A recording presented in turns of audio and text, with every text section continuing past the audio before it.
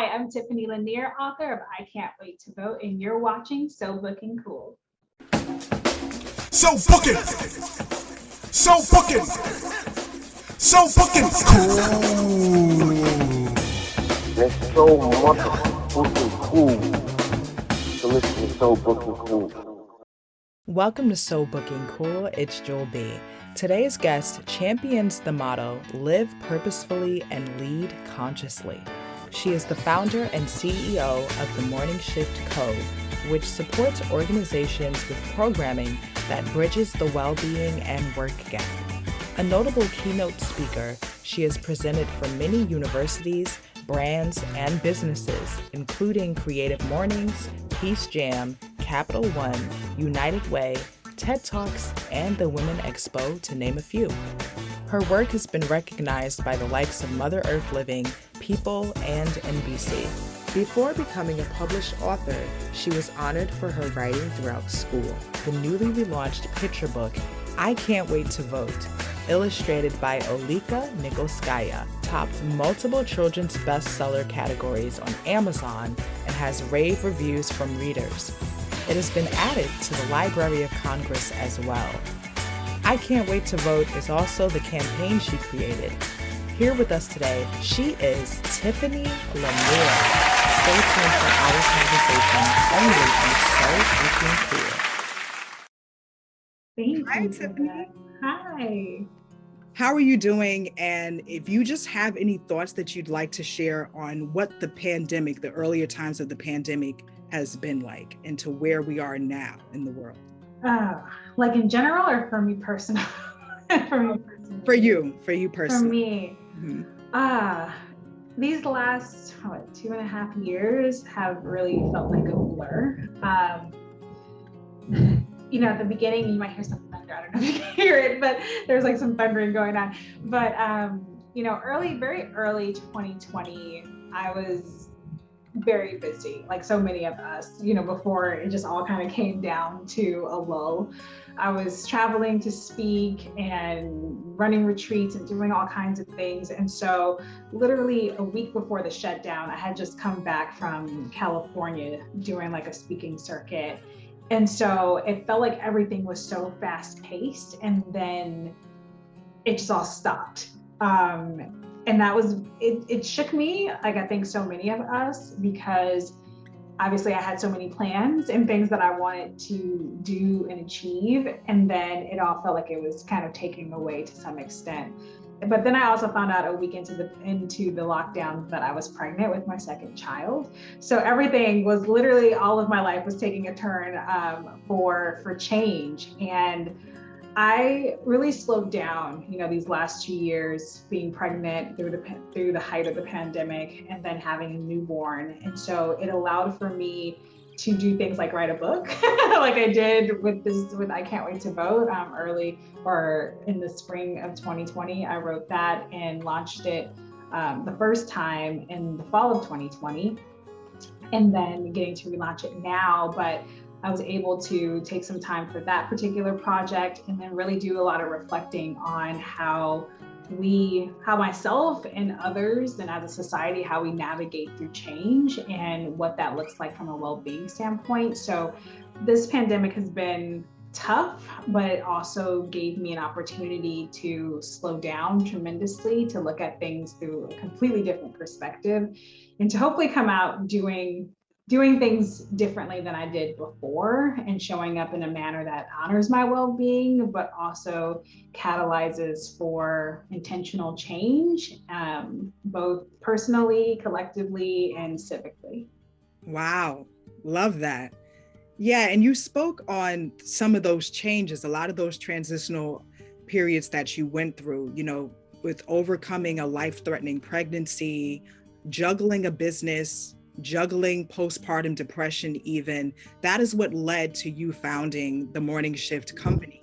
But when you were going through those different changes, was that also the business that you were juggling at that time? It wasn't. Early on, so this was way pre-pandemic, with my first child, I experienced a lot of those we're all going through transitions, right? So for me at that particular time, it was just like very back-to-back transitions that felt very big. And I was starting a marketing and coaching company when I was going through all of that. And so it was the catalyst for the morning shift, because through the height of, or really not even the height, it's really like the down period when I was experiencing postpartum and just feeling like I hit rock bottom. Because it's that time when life feels like it's throwing all the lemons and you're supposed to make lemonade, but it just feels like a piling up of lemons. It felt like that. And I had to really decide to be intentional about the time that I would use each and every single day to get myself back on the other side of it, and give myself some space to think, to be, to heal. And it was through that process and that experience that some years later, I launched the Morning Shift Co. in order to help people hold space for their well-being through tough experiences as they navigate change. And what does it mean to be well through it all versus letting the rock bottom experiences that we may have really take over and deplete you in the process of change, and what does it look like to nourish yourself through all of that. Yeah, and by the way, what was your relationship with entrepreneurship when you were younger? Like, when would you say that you first came to understand entrepreneurship? I feel like I was a little entrepreneur at a very young age. I used to sell cups of Pepsi. Like in my neighborhood, okay, I would pour like Pepsi in cups and be like 25 cents. So that was the beginning for me. So there was definitely a drive to try to create something out of nothing. But it really wasn't until my 20s that I really set out to quote unquote be an entrepreneur. My dad had been entrepreneurial pretty much my whole life, so I saw him work for himself, and though we didn't always have much, he did have a sense of freedom. Like, he didn't have to, I guess, report to anyone, and he got to be home, a lot more. And so he showed me that you can create, you can build, you can do something. And that really was a driving factor for me to want to do the same. Okay. So it basically runs in the family. It does. My sister has her own business as well. And so we're always constantly building or creating something, and figuring, for me, it's been a very integral part of my personal growth journey. I don't know if you've heard this, but they say entrepreneurship is like therapy. And the more you are growing and building the thing that you're working on, it tells you a lot about yourself. It tells you a lot about who you are in the process, because it's not easy, right? So you're going to be faced with all of these different challenges that come up, and you're going to have to work through those challenges in order to keep moving to the next phase or leveling up. And so I think over this last decade of being an entrepreneur, it has aided in my own personal growth and helping me discover who I am and the kinds of work that I really want to do and share with the world. So what is the best quality in an entrepreneur? The best quality. I feel like everyone definitely have a different opinion on that. Personally, the best quality of an entrepreneur is the willingness to see something through and do it with some level of resilience, because you're going to be, it's not going to be easy necessarily. It doesn't have to be hard, but it's not going to just come to you. You have to go get it. And so there's a level of resiliency that you have to have in the face of failure, in the face of things not going your way or working out to the extent that you might want them to at the time that you want them to. And so the quality really is the tenacity and the resilience to move through challenges and obstacles as they come, and then get to your next place. What is the biggest challenge that you have had to pivot from in your entrepreneurial journey so far? My biggest challenge. Yeah, I don't know. I've had a lot of big challenges. I think my biggest challenge has really been overcoming myself. And I say that because there's a lot of mind trash, that goes, a lot of mindset hurdles that you have to overcome. And that's a part of the resiliency that I was talking about, is you have to not only believe that you can do something or create something and that people are gonna want it, like it, love it, buy it from you, but you have to allow yourself to expand and grow. And I think there have been some points throughout my entrepreneurial career that I may have limited myself based on my own understanding of things versus what was really possible at the time. So I'm trying to think of an example. So let's talk about pricing, like how you price services. Very early on, when I first started, I was most definitely, not probably, undercharging, tremendously undercharging for my services. And so that didn't allow for me to grow as fast as I probably could have at that time.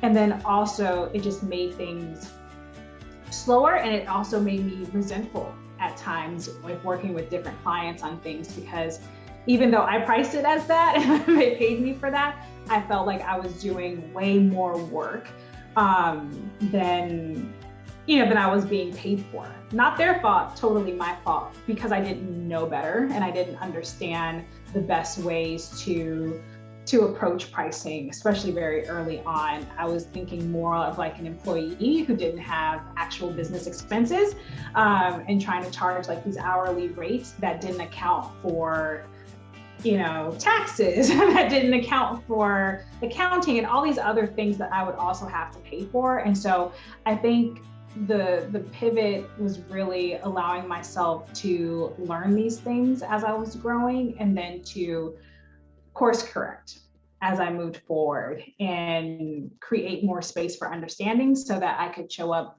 time and time again as a better version of not only myself, but as a better entrepreneur. When did you decide that you weren't going to undercharge anymore? Probably like 2 years into it.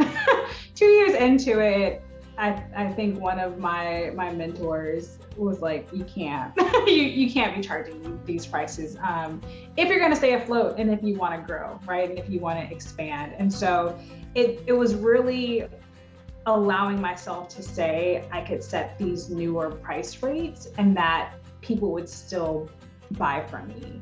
Because a lot of the time when you're thinking about raising your prices, you think, well, then people just won't be able to afford it. So then if they can't afford it, then they won't hire me or they won't work with me anymore. And what we don't understand, there's always going to be levels of affordability and people who can afford at different, price rates and price brackets. So it was just aligning myself with what I needed to charge. I had a client who I'll never forget, because she's like a financial advisor, and she would always say that you don't charge your worth, you charge what's required. And that always stuck with me, because charging what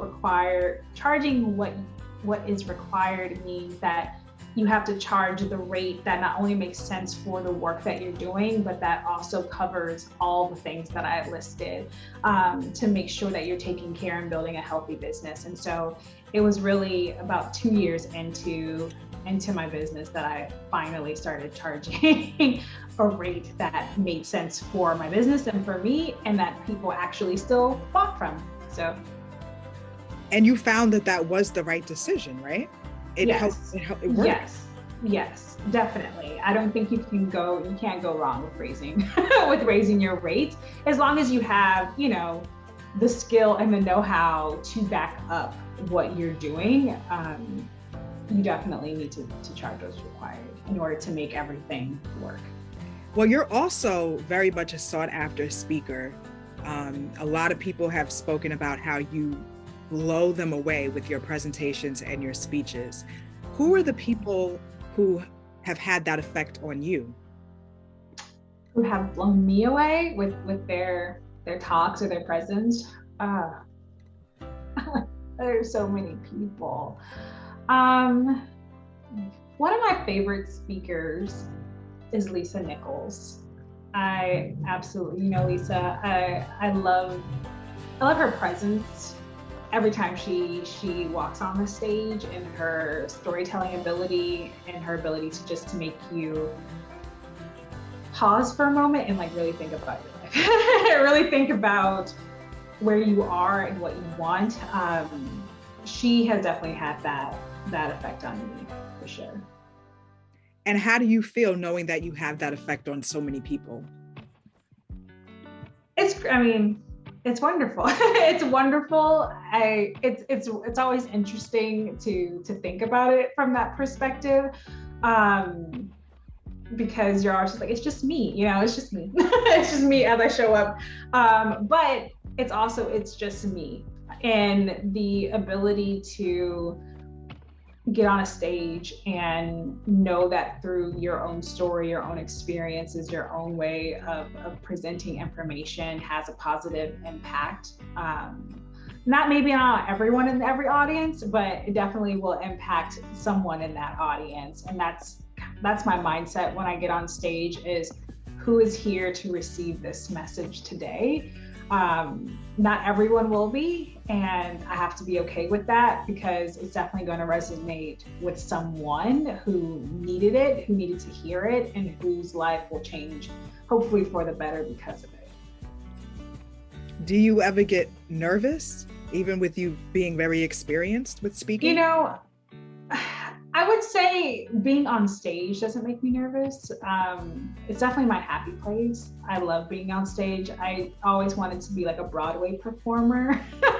So like, I really do love the stage, and I've been able to add songs and things to my speeches, which has made speaking even more fun. And I get the audience to usually participate in some level of singing with me on stage. So it makes it a full-on performance in several different ways. But I always get nervous right before. Like, there's always going to be butterflies. There's always this, like, you're literally about to step out in front of, however many hundreds of people or thousands of people who might be out here. And so, yeah, I get nervous right before, and then it all just kind of disappears as I step onto the stage.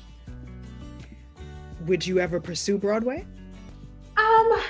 If the opportunity presents itself, probably. I suffer from a foot and ankle issue that I've had since I was 18, which is why I didn't pursue even going to college for it or continue to dance, because I couldn't dance anymore in that regard. And so there are definitely times that I get a little sad that physically I'm not able to do that, but I know there's also other roles and things that could come that may not, need me to jump up and down and dance and dance on the stage. So if that opportunity ever shows up, then yes, I would totally be down to pursue it. Okay, that would be awesome. And you could, if you wanted to, obviously, you could create that opportunity, right? Yeah, and that's why I said, it's something that I just add to my talks. Like, I'll always add usually, most talks have a song. Most of them. If they're at least an hour, there's usually a room to throw in some music somewhere in there. So I just created my own little moment of Broadway with every talk. Yeah. That's very creative. What kind of music do you enjoy, Tiffany? Besides Broadway music, I'm definitely a 90s R&B type of girl. Like, I can just listen to 90s R&B all day, every day. But I listen to a wide range of music, really, I do. From 90s R&B to 70s or the 60s and the 70s, oldies but goodies. Love it all, because obviously my parents listened to a great deal growing up, so love all of that. To even soft rock and a little bit of country, not a lot, but a little bit, a little bit here and there. So I'm a music lover, Disney songs. I love it all. Like, I'm just into it. Yes, you have awesome taste. Very cool. So we talked about your relationship with entrepreneurship and when it showed up. So tell us about your relationship with books and reading. Yeah, I have a very interesting relationship with books and reading. When I was in 3rd grade, I remember going to like one of those parent-teacher conferences, and the teacher told my mom that she felt like I was illiterate and that I actually was really struggling reading and writing. And I think it was actually a very big turning point for me in my life, because I do remember struggling. I had like hooked on phonics. I had all of those things growing up. And so I was definitely challenged just reading to grade level. But at least as I remember it, and maybe it took a little bit longer, but it feels like after that discussion with that teacher, I just completely did a 180, because the following year, by the 4th grade, I started getting honor roll. And by the 5th grade, I won an award for being a student author. And so it only took a matter of like 2 years before I'm now being recognized to write. So I don't know what was the light bulb that had to go off, or maybe her telling my mom this was fuel to like get better and do better faster, because I didn't want to be held back and I didn't want to be perceived as illiterate. So that's where things really started taking a turn for me late elementary school. And by the 5th grade, when I became like an award-winning student author, I went on to like write award-winning like poetry competitions like throughout middle school and high school. And so writing just became this kind of like side passion that I had, but also struggled with, in the sense that I think is almost a traumatizing experience to be told that. And so for a long time, even though I would win these awards from time to time, it felt almost like it was a fluke, like maybe imposter syndrome to some degree. Like, I know that this is happening, but is it supposed to be happening? Can I really do this? Can I really write this? Can I actually speak on these stages? All of that has been a thought in the back of my mind at some point throughout my career. And so what I can say to that is that I never let those thoughts stop me from trying, from creating, from trying, from just pursuing the vision or the dream just because I had it. And so as I wrote various poems or short stories, that was just always something that I did on the side. And it wasn't until these last couple of years that I even thought about like writing a book, whether a children's book or other books that I've had kind of in the back of my mind to write. And it was really getting or reconnecting and re-engaging into politics and wanting others to be excited to do our civic duty to vote, that it struck me in 2020 that maybe I should write a children's book about it and see where that would take me. And so I did. So I Can't Wait to Vote was my first published children's book.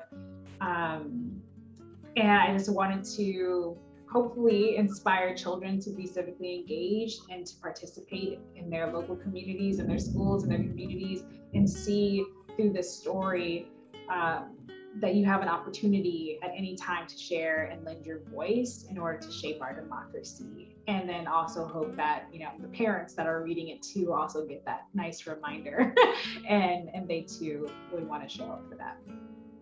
Wow. Well, first of all, you were clearly meant to be a storyteller, especially one who does write books and shares it with the world. So glad that that conversation, like with your teacher, something positive came out of it. Yeah. What do you think the tone was when your teacher said that? Do you think it was coming from a place of her wanting to help, or was it like really negative and discouraging? How would you say? It feels like I remember it being negative and discouraging.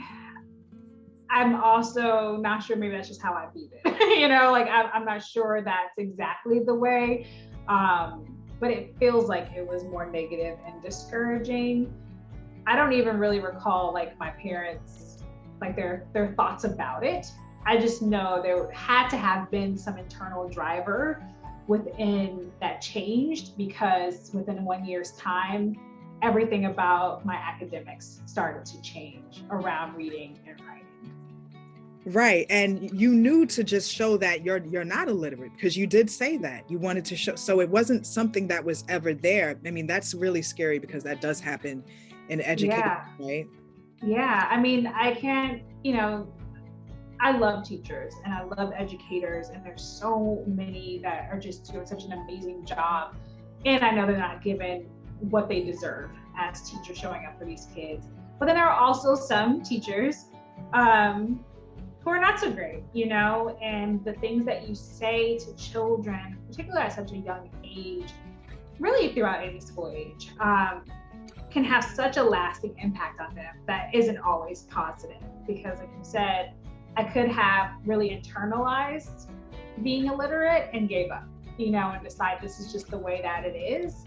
And what's the point of even trying? And so I feel like that's just my personality in general. I have a very strong growth mindset. I will figure it out. I'm going to challenge myself and overcome the mental hurdles that I might have in order to achieve the next thing or the next goal.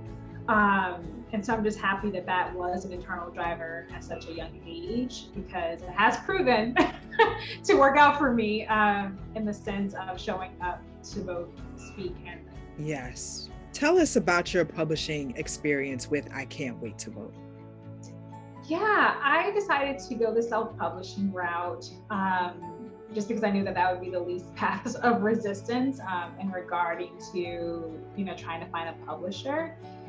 Sometimes I wish that maybe I should have gone the traditional published route, because I feel that it could have, and it still can have, the impact that I want in regards to like nationwide spread of people knowing about this book. I just know that I'm gonna have to do it. You know, like it's a part of something that I'm gonna have to work on versus a publishing company working on. But going the self-publishing route really allowed for me to come up with the idea and execute on it within a summer's time. So when I decided, I think it was like May or June of 2020, that I wanted to write this book, my goal was to get the book out before the 2020 elections. So I had to like really get to work in writing it and finding like the perfect illustrator. I had went through several different illustrators trying to find like the aesthetic that I was really going for. And so that was a little bit of a challenge. That's pretty much, you know, in children's books that are predominantly picture centric, illustration is everything. Like being able to have strong visuals to go with the theme of the story, to me, not necessarily make or break the book, but definitely creates a different book experience. And so I was very, very fortunate to discover Olika through another book that I had gotten from my daughter, that I just loved the illustrations. And I saw who was the illustrator, and I reached out to her and was like, so can you do my book too? And it just worked out. And so, you know, it took us pretty much almost 2 months to like really nail like what the book was going to look like and feel like. But yeah, it was just basically the summer. So it took a few months to really from start to finish. And I published September of 2020. And I luckily got it out before the elections of 2020. You know what? The illustrations are absolutely beautiful. Thank And you. it really looks like you and your family. It looks like just as if it's an animated version of you and your family. Like, it's gorgeous. Thank you. Yeah, I was so pleased. Yeah, you know, the whole book is framed around my daughter, Autumn. Right, before your son. Yeah, before the son. And so now I feel bad that he was that he's not in the book. He wasn't included in the book. I was pregnant with him, but he wasn't in the book. So maybe I'll have to have another one. I'll have to do another one where he's physically included, because my daughter is very excited that she is what she calls the star. She's the star of the book. And she holds that title and she tells everybody, I am the star of that book. That's my book. That's our book. So it's very funny how she's getting to be a part of this whole experience as well. Yeah, I was gonna ask, how does she feel about that? She loves it. She definitely loves. She's also, I think, a possible Broadway star I have on my hands. So she is a limelighter.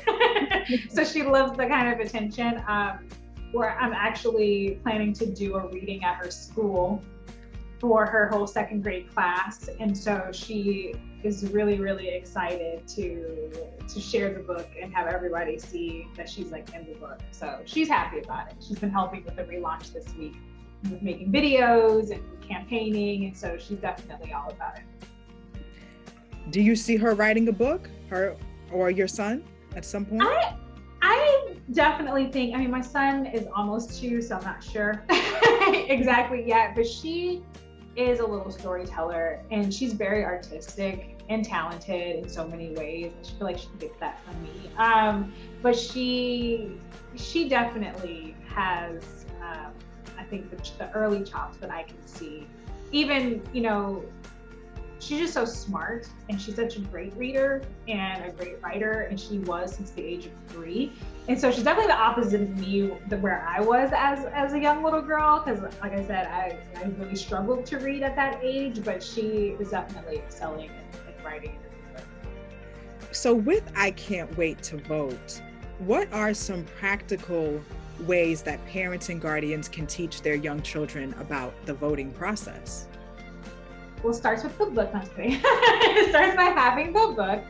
It's really about conversations, so maybe in 2018, my daughter was like, she was like 3. She was 3 in 2018. So that's when I actually came up with the I Can't Wait to Vote campaign. And I started sharing. I had a whole platform to just share with people the importance of voting and why they should register and why they should get involved with the midterms. Because I personally went through an experience as an adult from being really engaged to being disengaged, all within a matter of a couple of voting cycles. And what I find is that it's not that people don't care or want to care, is that we don't talk about it enough with each other. We don't share the opportunities and the possibilities to lend your voice, particularly in our local communities. A lot of the time when we think about voting, we think about, the presidential elections every 4 years. And we think about so senators and presidents and things like that, but we don't always consider our local commissions or the city council and ways that we can influence literally the block, right outside our house, what we can do to impact our local community. And so I would say just starting to have with the book and having these conversations with your kids, being like, hey, did you know that, someone got to vote on the mascot that you guys have at that school, right? It was probably a vote that a committee had around the lion that is your mascot. How cool is that? So you can just start having these small conversations around things that they physically see all the time and just saying, yeah, so the school board or the PTA or individuals think about these things, and that's how this has been made to be. So that they know oh, well, as I get older, I too can say, share my opinion on something or advocate for this thing, and that it's possible for it to come to life. And my goal with I Can't Wait to Vote, particularly for children, is that they're so engaged with their parents around this discussion from a young age, that by the time they turn 18, of course they're gonna vote. Of course they're gonna register, and of course they're gonna vote. They're not second guessing it. They're not wondering if they should, or is it worth it, or does it matter. They have just, it's been ingrained from a young age that this is a part of my personal civic duty to uphold the democracy in which I live. Yeah, and you know what? It is such a wonderful book, and it really is engaging. And it's a book that I feel a lot of kids will want to read more than once for pleasure, but it can also be used as a reference, which is also, so cool. Yeah. a friend of mine, actually, we just had primaries, and she did a whole Instagram story about it. But on the primary day here in Florida, she read her children "I Can't Wait to Vote," and then she took them to go vote with her. And so I just think that it could also be like a voting day ritual that you do with your kids. Every time it's a voting day, you can read the book to them, and then you can take them or tell them that you are, headed to the polls to go make some decisions about the community or the country. Yeah, absolutely. Absolutely.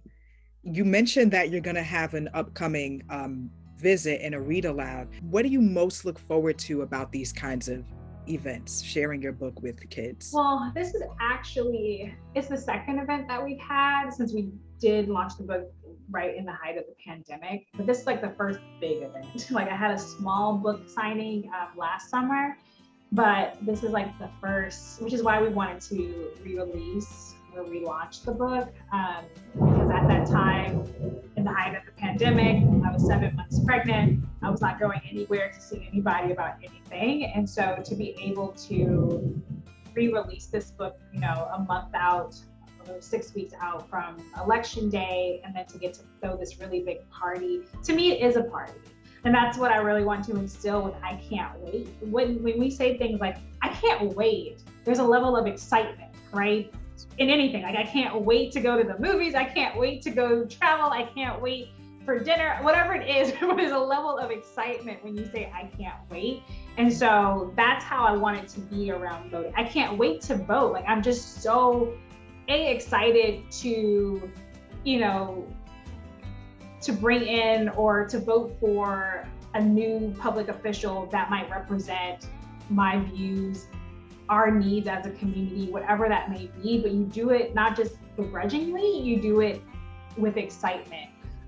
So this block party, I'm hoping will be a block party that we can do every year and maybe take it on tour, I don't know, where it can just be a place for us to gather and just be excited about our right to vote and get kids excited around it too. Yes, block party, which is happening October the 1st. Yes. Readers. Yeah, so it's happening in West Palm Beach at the Square in partnership with the Square, which is a whole beautiful shopping center, and Rothy's Readery, which is a local bookstore dedicated to diversity, equity, and inclusion. All right, that's awesome. What is the best advice, Tiffany, that you can give a debut author? I think it's really just setting your intention for what you want for the book, right? Like, what ultimately do you want? How do you want the book to impact the whether it's children or adults, the individuals that you are looking to impact? Like, what is the impact that you ultimately want them to have? And how is that in alignment with how you show up with your book? I think particularly for self-published authors, I know it can be a challenge, particularly marketing books. We are so excited about writing it, producing it, illustrating all the things, and we get it published, and then it might just sit, it might just sit, whether it's in Amazon, sit on our own bookshelf, and we get, what's the word I'm looking for? After the first week of you sharing with everyone that you have a book, you might get a little bit tired, even being like, well, if no one's buying it or people aren't really talking about it, you may feel a little rejected or dejected by that. But I would say keep going. Re-release it if you have to, like a year later, do an anniversary special of the book, re-engage people around the experience of why you wrote the book, and work with different organizations or community groups that may need the book that you have written, and allow yourself to really just reconnect with that intention that you set, which is there's somebody who needs this book. There's someone who should be reading this book. Who are those people? And let that be the driver for how you show up for it. And on that note, Tiffany Lanier. Tiffany, Oh, it was an absolute pleasure. Okay. And thank you as well. Loved talking to you. Would love to speak with you again in the future. Yes, for sure. Thank you. That's awesome. I'm glad you agree as well. And congratulations on everything that you're doing. You know, the Morning Shift Co. is just rocking it, doing amazing. And this book is wonderful and it's going to continue to grow. So let everyone know how they can keep up with you and get the book and all of that good stuff. If you want to keep up with me to learn about all the things, you can find me on Instagram at Live with Tiffany. And livewithtiffany.com is my personal website, and all my personal accounts link to the Morning Shift and link to I Can't Wait to Vote and everything that I'm up to. So your best bet is to find me there, and then you can find everything else. Yes, guys, make sure you definitely check that out. So we did kind of talk about it a bit, that you might write a book that's led with your precious son, like you did your precious daughter. So can we expect another book? Maybe soon. There's no intention, at least at this exact moment, as I'm still really working to get the word out on this book and give it its time and glory. But I definitely feel like there's going to be another I Can't Wait to Vote in some capacity, and maybe you'll see my son in the next one, or both of them in the next one. Oh, well, yeah, there you go. There you go. And thank you so much to all the viewers and the listeners. Until next time, so booking cool.